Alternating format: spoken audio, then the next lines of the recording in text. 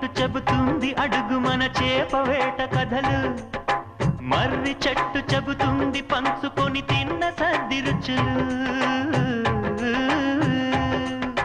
చెరుకు తోట చెబుతుంది అడుగు ఆనాటి చిలిపి పనులు.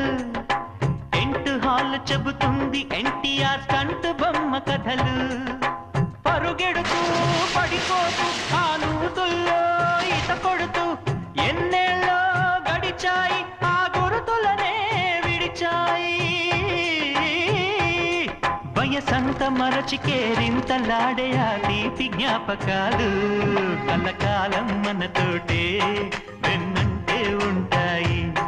మనలాగే అవి కూడా విడిపోలేనంటాయి.